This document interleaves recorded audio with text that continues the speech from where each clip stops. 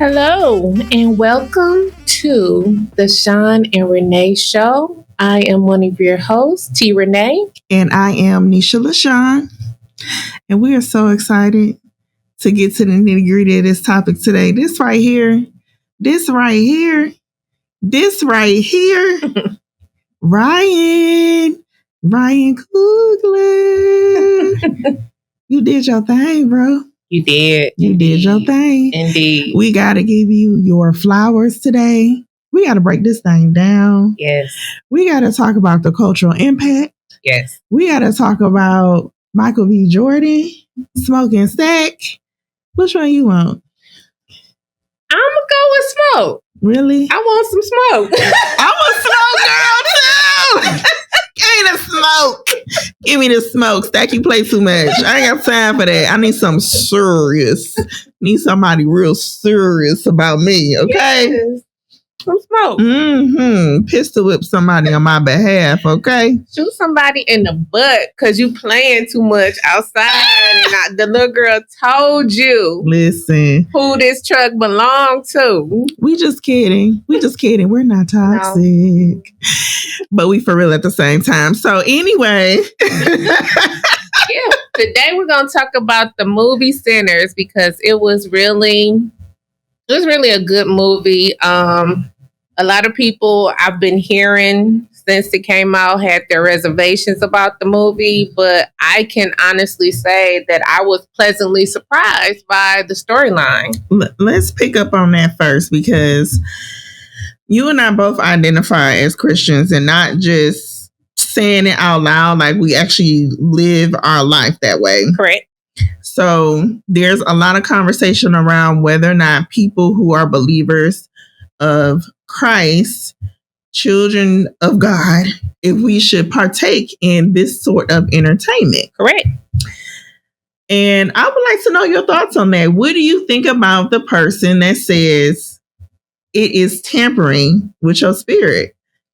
I will have to say for myself, I actually did say a prayer.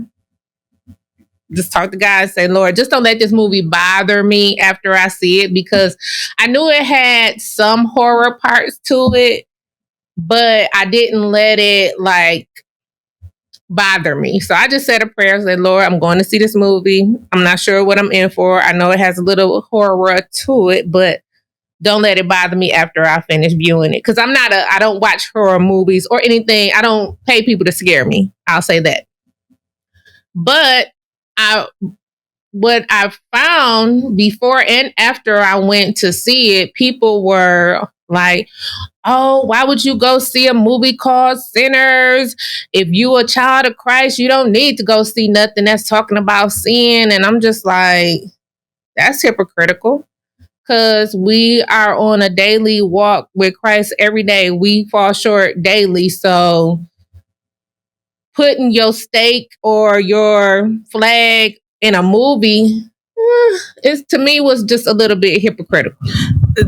A lot of the responses I was hearing about whether or not you should see it or not see it, to me it came off like very exaggerated. It sounded like the people who were saying don't go see it was the people who had no idea what the movie was about. Correct. And now at this point of seeing the movie, all of the conversations around hoodoo and voodoo and rituals and all that stuff was very minimal to the storyline to me. Right.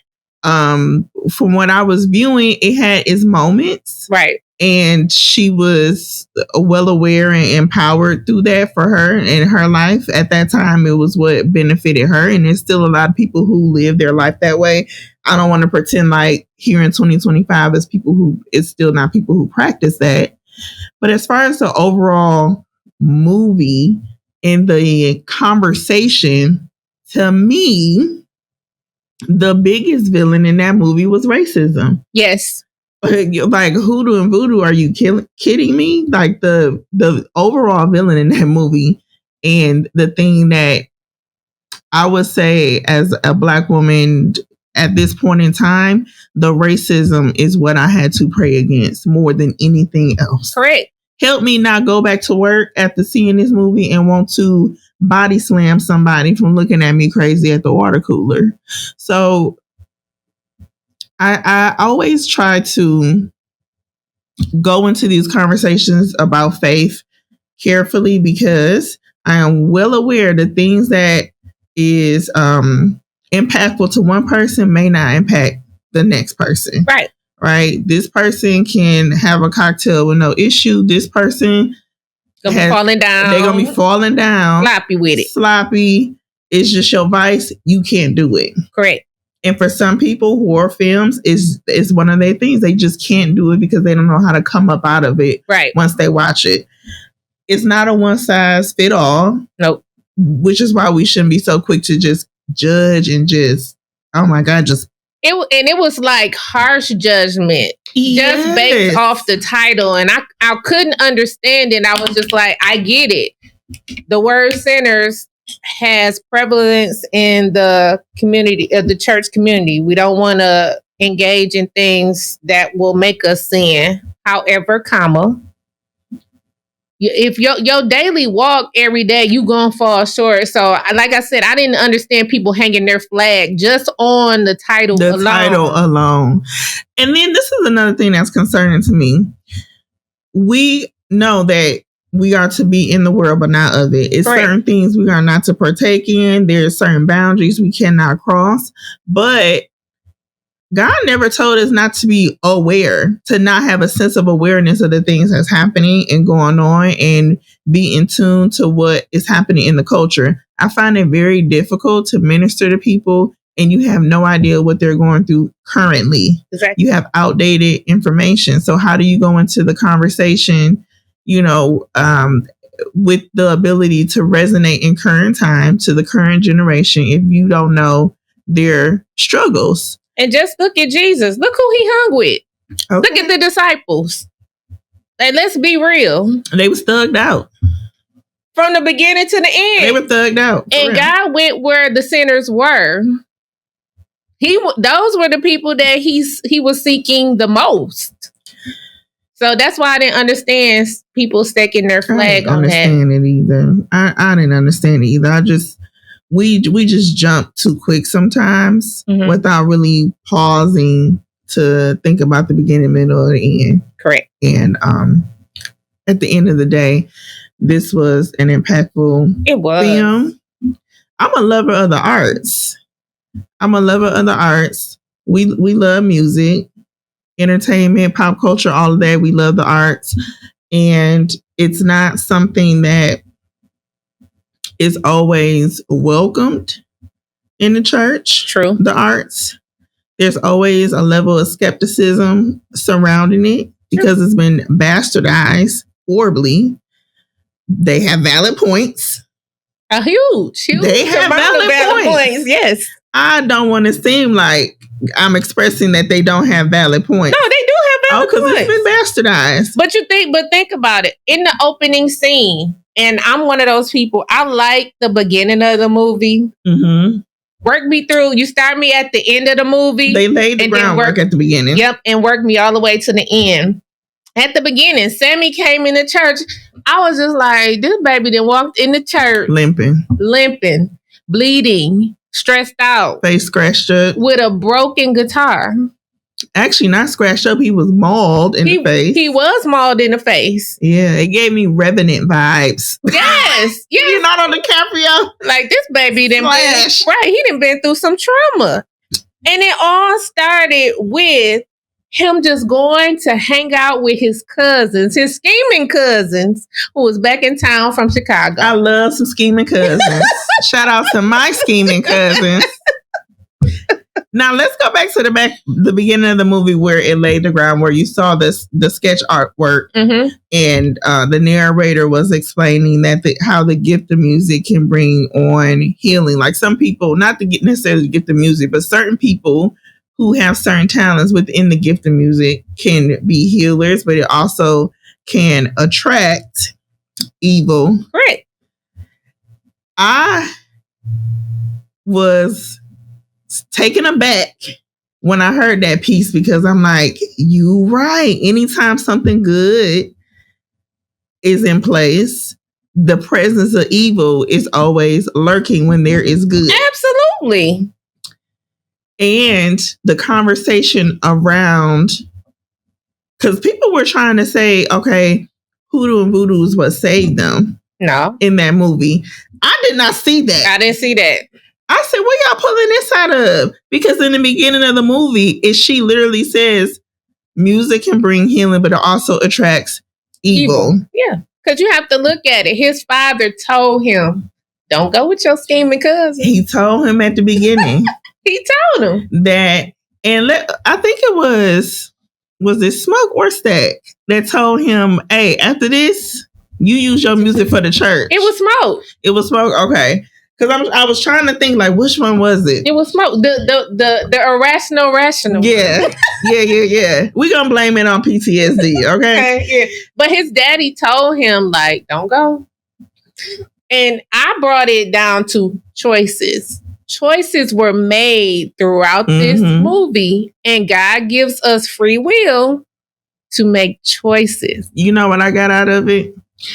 Whatever your talents may be, God has gifted you with those talents, and those talents are not inherently wrong. Mm-hmm. But whatever you do, don't lose your covering.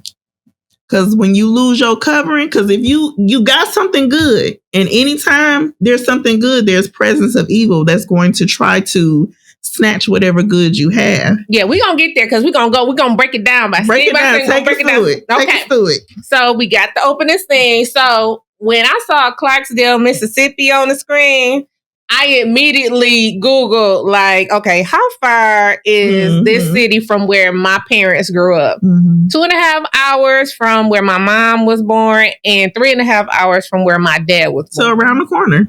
Literally around the corner. And it always, when things happen in Mississippi, I always remember, like, all the summers I went down there and just visiting there, and how still today in 2025, this is still one of the most racist states in the union. So a lot of the stuff that happened in this movie, it tracks. It really does track. So I was just like, seeing this on the screen with him going and picking cotton, going home, stopping by his daddy's church and say, hey, I'm finna go with my cousins. And then you get your day started after you done got beefed out with your daddy because he told you don't go. Now you with your cousins. They pick you up. Y'all having a reconnect.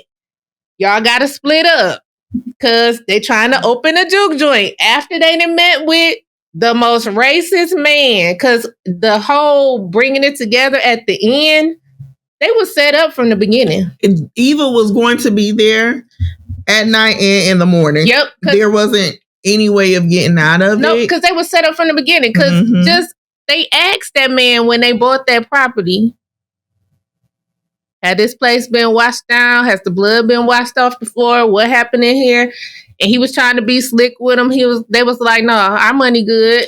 Can you peep the part when he asked him about the clan and he said, like, ain't no clan around, but he said it like he asked, does wolves exist? Right. Is Pikachu alive? Like, is that a real? He said it like it responded like it was a fable. Right. Like it never happened. That's a wise tale. Sir, this is 1930. What? Come out a wise tale. His whole reaction gave me ick from the beginning. It gave me setup. I thought he was gonna appear sooner, but it all rolled up at the end. But as we go, but yeah, for me, we both said we love Smoke. Okay, but Smoke, for me, he was like I said, the rational, irrational brother. Like, he had the most sense out of the two. And Stack was I'm an act up at any given moment. And you gotta love an act up at any given moment, but that's what they were. They were literally the yin and yang to each other. So It's a total spoiler alert coming, okay? So if you want to know Sweet that still ain't seen it at this point, baby, catch it on DVD, Right. okay? At this point. Because it's been a month. We gave y'all plenty of time. Right. So picture this. We have a set of twins, right? Set of orphan twins that we find out later in the movie. Mm-hmm. They do what they did in Mississippi. They had to get up out of there. They go to Chicago. They in gang activity in Chicago. They in them streets. Mafia business. This is during Prohibition as well. Yes. They also are veterans. Yes. They served in World War. Mm-hmm. I'm assuming at that time too. It had to be 2. Yeah. One. Okay.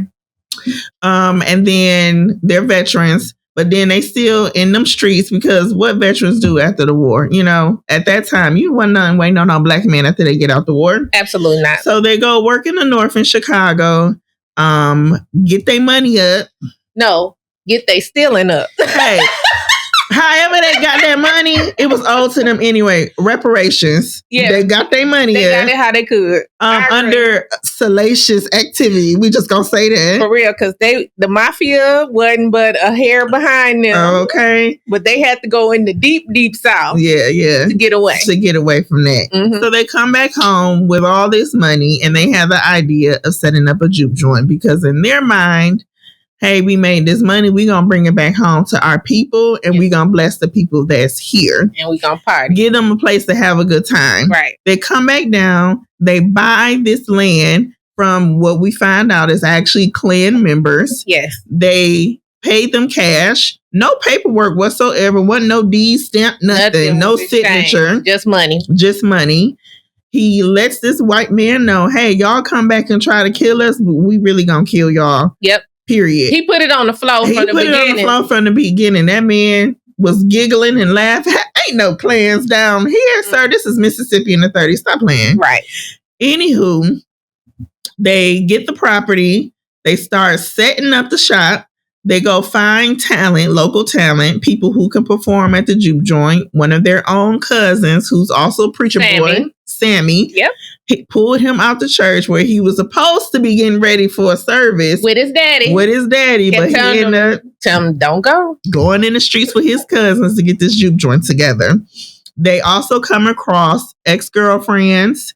Delta Slim. Played by Delroy Lindo. I said that man from the Delta. The way when he was on that stoop with that harmonica and he did that little jig with his knees. Yes. I said that man is from Mississippi. You cannot tell me he's from across the pond. I love he never missed. He holds something dear to my heart. I don't know what it is. Every time I see him in a movie, I just like he looks like one of our relatives. He could be my uncle. I get Uncle Father vibes. Like I just want to sit and talk with him. Like so. Can we just have a long talk about your upbringing? Anytime I see his interviews, he's one of those people that I actually search his interviews. Yes. His interviews are always so insightful. Yes. He's always so pleasant. He's serious about his craft. And he's a gentleman. And this is another thing. He's played a black American for decades at this point. Yes. Never once have I heard him say anything negative about us native to the Americas. He's never said it. Now he didn't check some people about. He didn't check some folks. That interview where he said you want to say it. Yeah. So say it. If y'all haven't seen that interview where he checked that reporter who wanted to say the N-word, he was like, "No, you want to say it. Go ahead and say you got it. The floor. You say it." He was like, "I'll help you." But we love Delroy, and we've been watching. I grew up watching his films, and we just want to give you flowers real quick. Yeah. So Delta Slim, who has an alcohol problem, baby, he is the one of the most functioning alcoholics I've ever witnessed. But we find out later on why he's so dependent on it as well. Yes. But anyway, they find the talent. They come across, what would she be considered, octoroon or? I mean, her father was black, her mother was white. So I mean, her father was half black.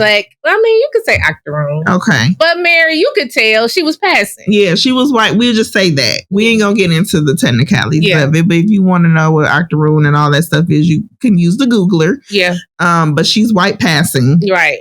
And this is the ex-girlfriend of Stack.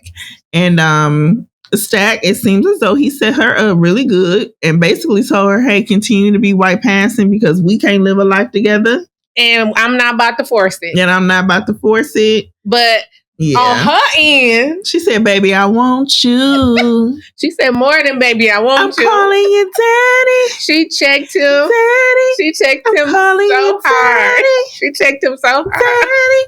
Come and make it rain. She could not fathom what he was saying to her. She wanted that man. And got him in the She wanted that man. But she was like, I thought since this, that, and the third happened, you had changed your mind. I'm not going to say the exact words because they're very crass. Yeah. But she basically said, we slept together and I thought you had changed your mind and you ducked off. And you left me. You left me in the dust and I ain't heard nothing from you. Yeah, and she been passing as white ever since. Yep. So they get all the time together. They come across their ex-girlfriends, and then it was Smoke came across his ex-girlfriend.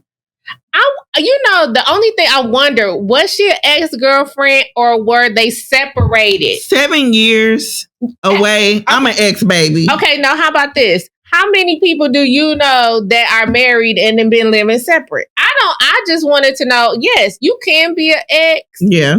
But were they married? That was the question for me. Were they ever really, were they married? What you're saying. Because it wasn't really like going to downtown to get a divorce. It was and for them, it seemed like life separated them. It wasn't so much like, I called it quit. It just like he had to go serve in the war. Mm-hmm. When he probably came back because she did get pregnant, lost the baby, and then he went away to prove himself and then come back because you got to remember he had that necklace on. So he had to get that from her before he left for Chicago. That's why I was wondering, like, did life just separate them? Because they could have been married. They definitely give me the vibes, whether they were legally married or not, that life separated them. That it wasn't a choice of their own, but it was the circumstances just did not allow them to have a peaceful union and have babies and just, live that traditional life. And have that. But the love still kept them. It was strong, and I felt it through the screen. Yes. For people who the naysayers saying that they didn't feel any intimacy between them, I'm like, I don't know what you're saying. I felt it. Their conversation alone, because the words that they were saying were so layered. Yes. And it was so much emotion behind the words. Very plain language, but it was so much of the nuances in between the speech that gave intimacy. And he gave me a praying woman over her man. Because even though you want to say the hoodoo necklace that he wore, she gave me a praying woman. Like, she prayed for him. She prayed over that necklace for him to take with him. So her love and prayer kept them both safe. Yeah. Because you have to remember, she was still living in Mississippi, but it's dealing with racism at a high level at that time, but she was able to be safe. So the prayer and love of her kept them both safe. Yeah. I can agree to that. And we also saw later on in the movie where the vampire attempted to bind him. I think it was his brother trying to bind him on his neck, and he just couldn't do it because the necklace was right there. Right. I want to back up to Delta Slim a little bit. Okay. So you remember he had a choice too. That's why I say this movie was about choices. He had a choice to go play at another place, but Stack convinced him to come with them. He had some good reasoning too. He did. He said, "You paying me $20 tonight? Right. This place gonna be here 10 years. Right. And I'm gonna get money 10 years from now." So it was just like that day. And people always say, well, how can you just tell a story in one day? This was definitely a day from top to bottom where things happened. They went from it was all good to it wasn't. And Delta Slim, he made that decision to go with Stack. Like if he hadn't went to that other place, he probably would have lived and would have heard about it and was like, I was supposed to be there. What is that called? I forgot. When something happens in the movie and gives you a window or a preview to what's going to happen ahead. He said at that moment, I'm pretty sure I don't even have another 10 years of life. Right. He said it the day that he died. The day he died. That was crazy. Yep. I mean, it could be like his premonition that it was going to happen. So as we get back to Annie and Stack, I just think that with those two, I just think even though they have been away from each other, you know how people are separated from time, but when they get back together, it was like they were never apart. We're physically separated, but we were never separated in spirit. And the fact that she like, look, bro, I've been praying for you since you left. Pleading the blood of Jesus. Okay. Don't talk to me crazy, because I'm the one that done kept you together. Right. I kept you safe while you and your brother. You and your little raggedy brother. So talk to me nice. She walked up on him. Watch your tone. Watch who you talking to. She definitely did. But yeah, I believe her love and prayers definitely kept him safe. And then we get to the car ride. Now that car ride with that visual of them just before Cornbread got in the car, because we're going to get the Cornbread. Mm-hmm. I thought that montage, just 3 black men setting out on an adventure. You talking about that moment where it was Sammy, Slim, and Stack. Mm-hmm. Okay, let's break that moment down, because that's when they come across the chain gang. Yeah. And Slim is like, hey, slow down, you know, so he can at least speak to the people that were over there working. And they're like, hey, you know them? Just try to give them some kind of hope. And he like, yeah, I know all of them. Yep. And he goes into the story about the time that they were commissioned for work. Yep. Musicians work for these white folks, play music for their event. He said they had a good old time, couldn't dance on beat. But they had a good time and paid them the most money that they ever had. Right. And then the story goes on that one of the people in the group wanted to use that money to move out of town, start up a ministry, and he was killed by the Klan. They came up with some random story about him raping somebody's wife. Which that was prevalent in that time. Okay. We're not going to get on the Karens today. It's another day. We'll get on y'all. We get y'all asses another day. But right now, y'all safe. Right. Talked about how he was robbed by the Klan over a lie. Stole all his money, castrated him, and hung him up. Which was common in that time. Very common, unfortunately. And he said he's ended up spending all his money on alcohol. So there we go again. Somebody dealing with trauma. Heavy trauma. And it was so powerful to me that in the moment where he was about to be brought with tears, he started going into song. Yep. And they just joined him in on singing. Everybody was holding back tears. And Sammy got on his healing guitar. Yep. And that, in that moment, that let me know they were setting out on the adventure. They were sharing a brotherhood at that one time, and music was their salvation to be like bonding. That was their music was bonding them in that moment. Because even though Delta Slim told that story and he went into song and they joined in, it was like music was the bond. Just imagine what life would have been for us to be kidnapped, brought here in bondage, and we didn't have music. We wouldn't have been able to communicate with each other, because we definitely did that. Our mental stability depended on music. Absolutely. And our spirits depended on music, because that's how we either rejoiced, showed that we were sad, showed that we needed help, showed that we just... Ooh, girl.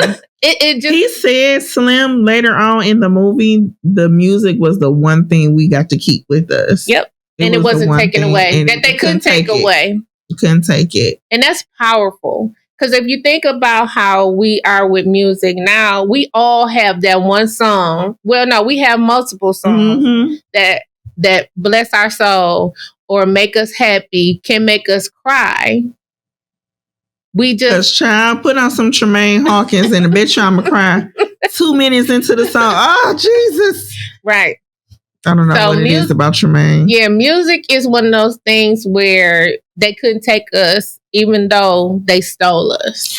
And in that moment too, I feel like that highlighted the real villain. Correct. In that moment, the deep rooted trauma, sadness, despair, hopelessness, all the things that they were feeling rooted in racism And race and hate. and hatred. And it was suffocating in that moment. And the music was their way of fighting against that Despair. Yes. Yes. That invisible demon. Like they can't see it, they can't punch it, they can't shoot it. It was nothing they could do but sing to it. Yep. So I thought that scene was really powerful, and them going down the road and just the scenery of seeing the South, and it's The cotton somebody fields, who, which are still there. It's still cotton fields in Mississippi. the shacks, the slave shacks are still They're up. still there. You go in certain areas, it's We still got sundown cities. mm-hmm. We still got sundown cities. If you don't be out of these towns by sundown, Mm-hmm. your life is in jeopardy. We still have roadblocks happening in Mississippi in 2025 Oh, where yeah. the police will block the road and check your car to make sure you don't have anything that would allow them to take you to jail. And sometimes they'll plant some things that'll make you go to jail. But that's a whole nother conversation. That's a whole Well, nother if you have conversation. something they want, they'll figure out a way to get it too. Absolutely. So that was a awesome scene. Now, when they picked up Cornbread, you know what? Cornbread is the one I felt the worst for. And him and his wife. That pregnant wife. She let her man go on a promise. Mm. And he ain't make it back. Well, my woman's intuition was moving in that moment, because you don't start off a conversation with disrespect and then think it's gonna end good. Right. Because she leaned into it. Yeah, she leaned into it. I would have been like, you're not going nowhere with him. It's something about him, the way he just warped that into a business deal. No, sir. Get back to that cotton. A sexual business deal. It has sexual undertones to it. I was like, stat. Oh my God. Yeah. How rude. He took it there. But she leaned into it. She leaned into it. This is why boundaries got to be strong. Absolutely. We have to know our boundaries. And she heard money, and all of that respect went out the window. Maintain your self-respect. Yes. You don't know what evils is saving you from when you just maintain your self-respect. Right. We're going to go back to the train station because we forgot Miss Pearline. Miss Pearline. Miss Pearline was married, but she was skinning and grinning in Sammy's face. She was hot between the legs, honey. Miss Pearline was hot between the legs. Where was her man the whole movie? How was she just out and about gallivanting with no husband? Did she even have a ring on? I ain't seen no ring. I ain't seen no rings, but she said she was married. But she was skinning in Sammy's face. And where did she end up that night? At the juke joint. Who let her out the house? In that dress. She said, I walked up here. Walked. Not get drunk. So that let me know you snuck out. She snuck out the house. Miss Pearline was a mess. And you know what? All the way to the end, she had Sammy back. She did. She had his For back. a minute there, when she didn't eat that garlic, I was like, is you one of them? But then no, she came on in. She did have his back. She was scared. But she came had his back. And she ultimately participated in saving his life. Now, Mary. You know, Mary is one of them women. She too down for the cause. Because when you think about it, when he told her to go away and she still came to the juke joint anyway.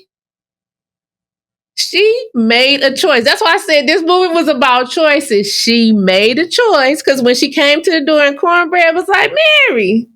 And she was like, you gonna let me in? I'm coming in there. And she came in.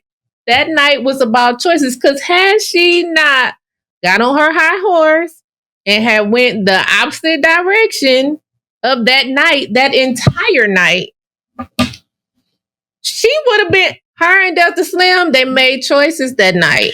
At the train station, had she saw Stack, gave him a hug and said, hey, glad to see you doing well, and then got on that train and minded her own business, her life trajectory would have been absolutely different. Absolute, but she didn't. She made the choice. God give us free will. Let's talk about another choice. Remick. Yep. We see him being chased by them natives. No, and them was Chickasaw Indians. Okay, we gonna be specific. Yes. And they told them people. In the movie, they called them Injuns. Which is a derogatory term. Yep, but they Chickasaw. He rode up on those white folks' house and he immediately went into, save me, I'm a helpless white man being chased by some Injuns. And that Chickasaw man told him, he ain't what you think he is. And when that moment I said that right there, that let me know the devil comes in all forms and shapes.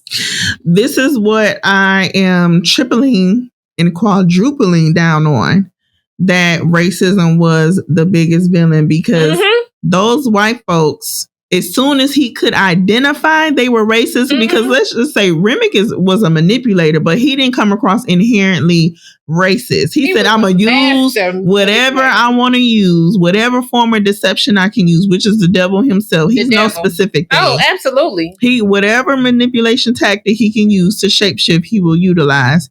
He spotted that clan. That house.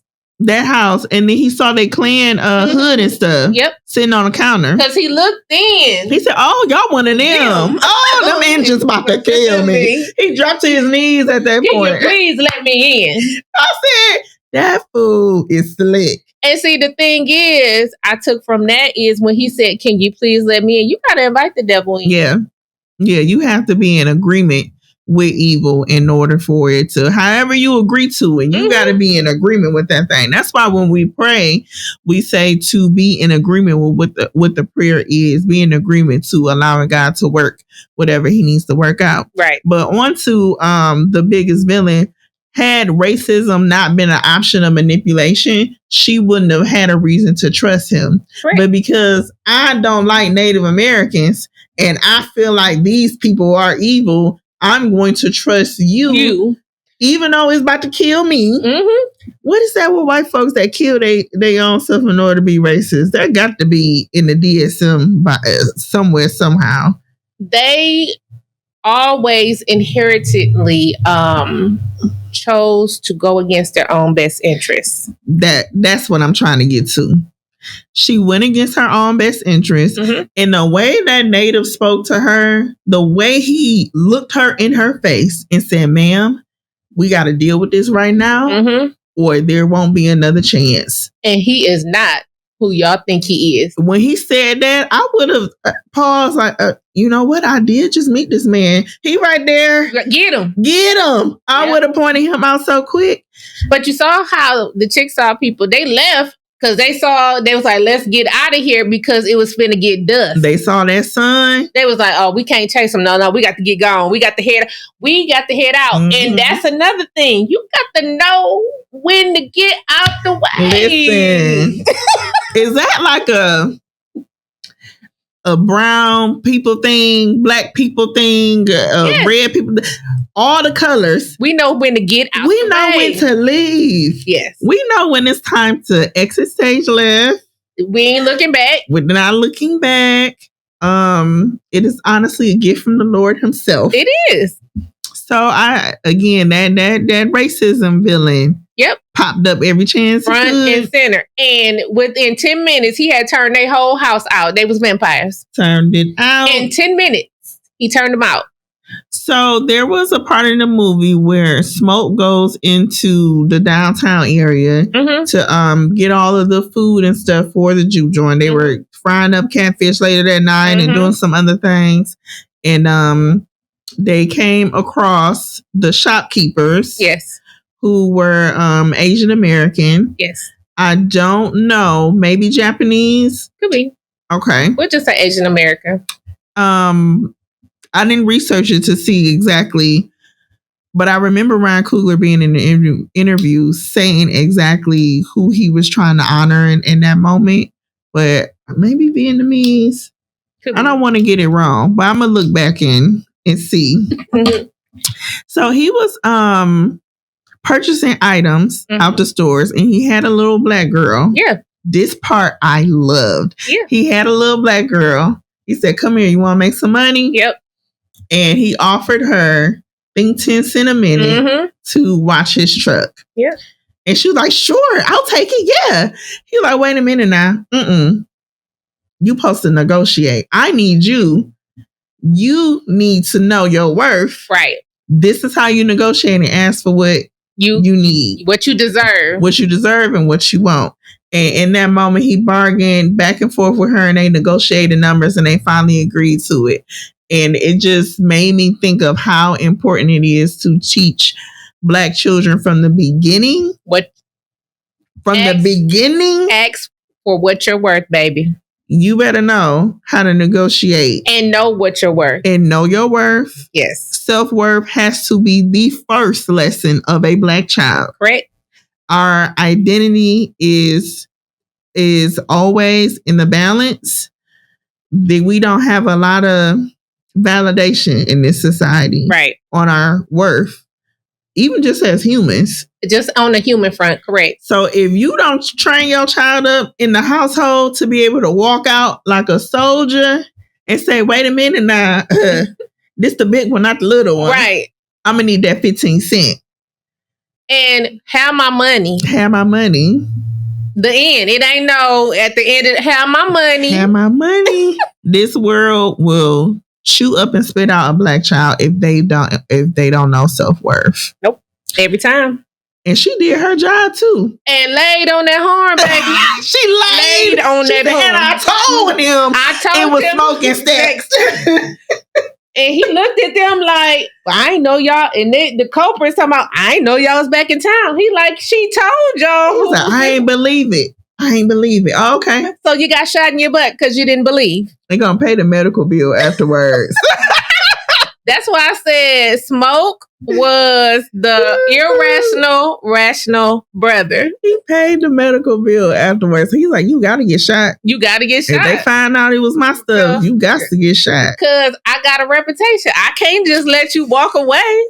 And you know, reputation is money. Yeah. Especially back then. If you was known for being the biggest, baddest, whatever, you had to stand on it, live it every second of your life.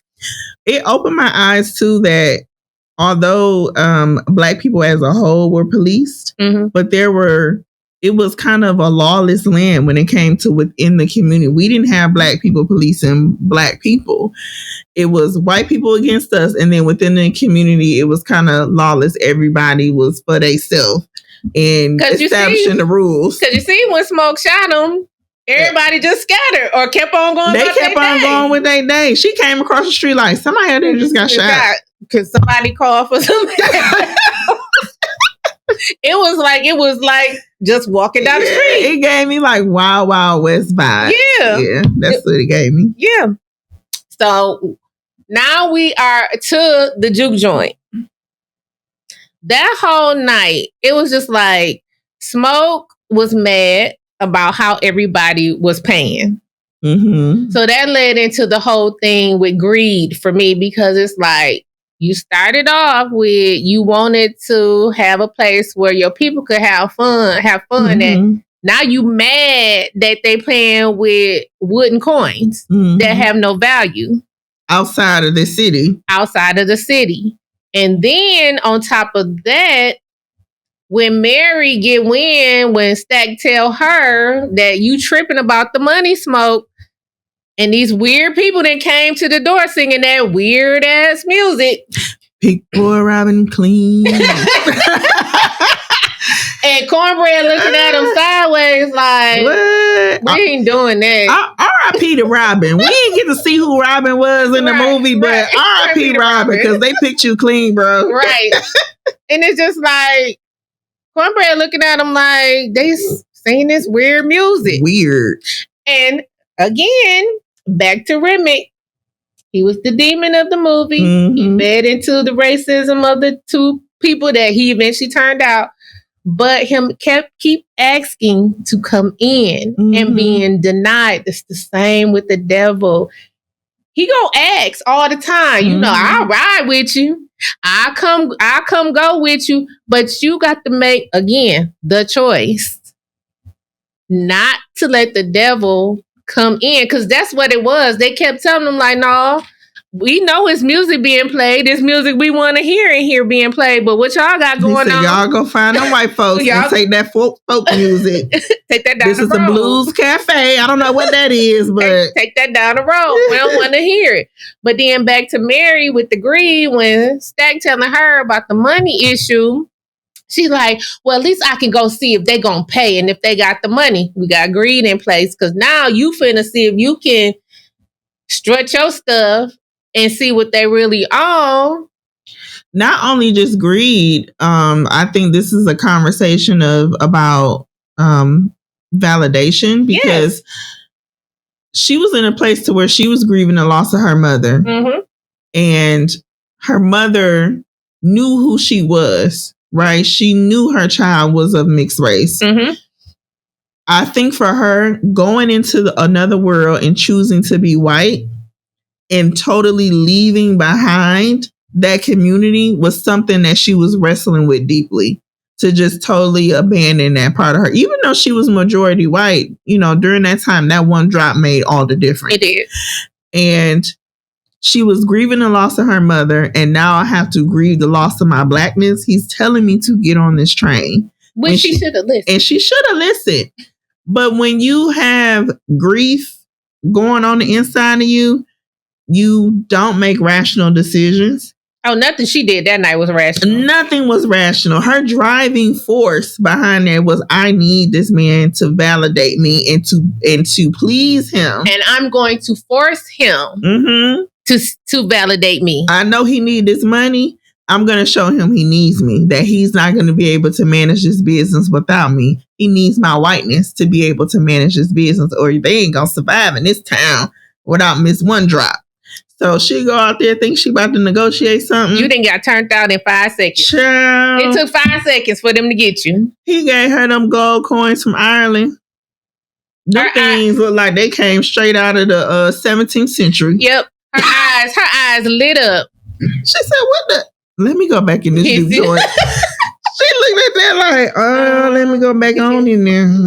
And then you didn't got turned out in 5 seconds. 5 seconds is all it took. And then when she went to the door, Cornbread, you ain't gonna let me back in. And see, that's why I'm mad and sad for Cornbread at the same time, because he was only doing his job. He's like, Mary, you was just in here. Come on in. Yeah. You didn't invite it. You didn't invite a disciple in. And she then came on in there and then got stacked. Cornbread was an innocent bystander. I told you I have sadness for Cornbread because the man just went to the woods to go to the bathroom. And that Delta Slim told them, how y'all gonna have this place and don't even make no outhouse? He wasn't wrong. He said, y'all didn't make an outhouse? So he had to go to the bushes. I mean, he wasn't wrong. He wasn't wrong. Cornbread, I agree for Cornbread because all Cornbread, his whole motive for that day, even though the way it was offered to his wife, he was just going to make some money for his wife. I agree for Cornbread because he was innocent. And at the end of the day, he got turned out too. Ooh, a single mom in the era? Yikes. Yeah.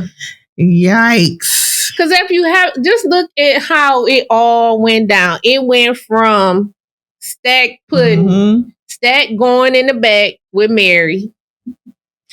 Then it went to Smoke putting everybody out because stuff just wasn't acting right. They was outside singing. Then when they put everybody outside, it was a chorus. It took them 5 minutes to turn the whole club out as soon as he sent them out that door. So that for me, I was like, okay, see how quick the devil can work? It took them 5 minutes. They was outside singing that weird ass music. And then people understand Lucifer was an angel in the choir. Yeah. Yeah, he was. So, it just took them 5 minutes. But before we get to that montage where they went from hip hop to rock, gospel, when Sammy was playing the guitar and he walked out. We can't bypass that scene. That scene was very poignant. It was. The past, present, and future, all of that in the same room happening at the same time. Yes. It really just speaks to how music is like a continuous thing. One bit is derived from another bit and it's linear, and the blues gave us R&B. It got us gospel. Yeah. Then blues. Then R&B. Then rap. But in between the blues and gospel, we had rock and roll. We had country music. Yeah. So and soul. Yeah. Yeah. So all the genres of music, even it gave us all the way back in Africa with the hairdresses and the dancing and the banging of the drum. So they show the part of the dancers from the motherland, the African dancers, and then adjacent to that, we saw the girls twerking at brunch. Yeah. I said that right there. That right there. I said, Ryan, you a bad boy. Yes. You a bad boy. Because he started from the beginning to where we are currently. Yeah. And I respected it. Because at first I was confused. I was like, okay, now wait a minute. And then after it settled some, I was like, I get it. And see, I like that he put that in there and showed how linear our behaviors are. Like because we are descendants of kidnapped people. Yes. A lot of the things that we do, we don't know why we do it. Right. So because we don't have the explanation of why we do it, we automatically demonize it and consider it bad because we don't have any other examples here other than the people who stole us. Right. So when you see the tribal dancing and then adjacent to that, the girls twerking at brunch and the movement, it's similar and adjacent to. So similar. I don't like when people get on the internet and talk about them girls that still twerking. We've been doing this same dance for years. From millennia. Centuries at this point. Centuries, yes. Leave them alone. I just love that scene. And I love the fact that it showed how music moves the spirit. Yes. How music speaks to the spirit. And that goes back to that music being our saving grace. Yeah. You know, it connects us. It connects past, present, and future. And that was something that even during those times they couldn't take. And that's still to this day. Music is something that nobody can take from us. Yes, everybody mad that Beyonce made a country album. Well, why are you mad? Why are you mad? Because she's showing enough country. She from Houston. And her mama from the South, her daddy from the South. That lady is the epitome of what country is. Yeah. I'm trying to figure out why she don't qualify. I really am. But just like with rock and roll, you got to think back when they were doing Muddy Waters and all them, the whole movie Cadillac Records. Yeah. And if you think about with Dreamgirls, how they were stealing songs and whitewashing it. But that's never in question on the opposite end. Taylor Swift started out country and then she went into pop. They didn't say, oh, Taylor Swift, you're not from California. You can't do pop music. Right. Because that is derived from California, that whole pop industry. Right. And she from Pennsylvania. Okay. So we never said, hey, the girl from Pennsylvania can't do country. You're not from Tennessee. Not one time was Not said. one time was it said. So they can get to dip in and out however they please. I just find it very interesting that conversation is never had on the opposite end. Yeah, I don't find it interesting. I find it on brand for the behavior, but I'm just pretending to be shocked about it. I mean, but that's the thing. It's like, don't pick and choose. Yeah, they definitely pick and choose. When you pick and choose, you just make yourself look more and more like what we thought you wouldn't be in 2025. Another part of the movie that I found really interesting is that conversation between the twins and little cousin Sammy. Mm-hmm. And they were talking about the relationship with their fathers. Mm-hmm. And it was Smoke or Stack. Which one told him? No, it was Stack that told Sammy that Smoke killed their father. Yep. Who is Sammy's uncle. Correct. And his dad's brother. Correct. He was abusive. Very. They let it be known that he was very abusive, and he was very abusive towards Stack more so than Smoke. And Smoke was the one who had to save them all. Mm-hmm. Who saved them all. And that's why I said Smoke is the irrational, rational brother. He was the one. He gives me like, push me to the edge. Like, push him to the edge is not going to go well. Right. Because Stack was the cut up. Yeah. Smoke was the constant protector of all. Because you just got that vibe from him. Even when him and Annie interact. When she told him, if one of them bite me, you better kill me. Like that, his soul was crushing. And he even struggled to do it when it was time. That